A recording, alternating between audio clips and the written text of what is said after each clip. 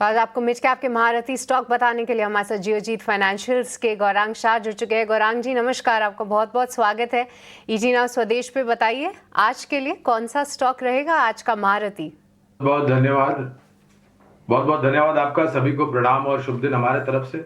मैं उम्मीद करता हूं मेरी आवाज आप तक पहुंच रही है, क्योंकि आपकी आवाज थोड़ी आने में कठिनाई हो रही थी। एक डिस्क्लोजर बिल्कुल। दे देता हूं विकल्प देने से पहले कि जो भी निवेश लायक रणनीति आपके समक्ष रखेंगे ये हमारे रिसर्च टीम की तरफ से। इसमें हमारी कंपनी जियोजीत अथवा मेरा कोई निजी निवेश नहीं है, ना ही किसी प्रकार का वित्तीय लाभ मिलता है, ना ही किसी प्रकार ओके। का कॉन्फ्लिक्ट ऑफ इंटरेस्ट। लेकिन इसी स्तर पर राय हमारे क्लाइंट्स को देते हो सकता है उनका निवेश हो सकता है उन सब कंपनियों में। तो विकल्प के रूप में आज एक आधुनिक टेक्नोलॉजी जो कि इलेक्ट्रॉनिक्स और रक्षा क्षेत्र से जुड़ी हुई कंपनी है, जिसका आईपीओ मेरे ख्याल से कुछ ही समय पहले आया था। सायंत डीएलएम लिमिटेड, मैं इस कंपनी की बात कर रहा हूं।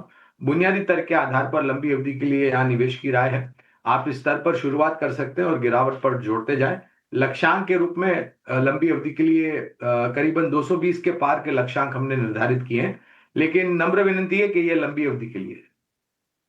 ऑलराइट, तो साइंट डीएलएम यहाँ पर जो है खरीदारी की राय है लंबी अवधि के लिए, और उससे जुड़े टारगेट्स भी आपकी स्क्रीन पे दिए गए थे। गौरांग जी बहुत बहुत शुक्रिया, आज आपने ये महारथी पिक हमारे दर्शकों के लिए लाई। और इसी के साथ कुणाल आपका भी बहुत शुक्रिया करना चाहेंगे, आज आपने समय निकाला और मिड कैप स्पेस में कौन से बजर्स हैं उन पर बहुत अच्छी तरीके से राय दी। Thank you.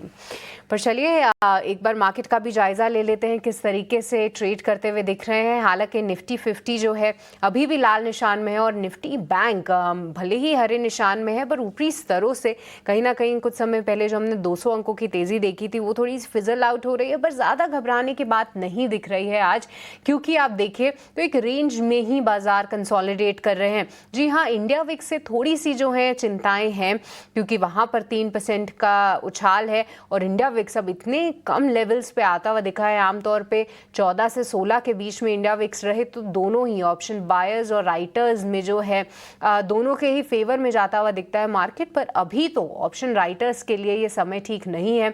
यहाँ से आप देख सकते हैं कि इंडिया विक्स ऊपर जाता है या नहीं, ये देखना बहुत इंटरेस्टिंग होगा। साथ ही साथ रुपए पे भी आप कहीं ना कहीं ध्यान रखे रहिए, क्योंकि 88.2 के फिलहाल स्तर दिख रहे हैं, और पिछले हफ्ते ही हमने देखा था कि रुपए ने नया रिकॉर्ड लो छुआ था 88.4 का। वहां पर कोई संकेत आते हैं तो वो देखना काफ़ी इंटरेस्टिंग होगा। फिर चलिए इसी के साथ इस शो को यहीं पे समाप्त करने का वक्त हो चला।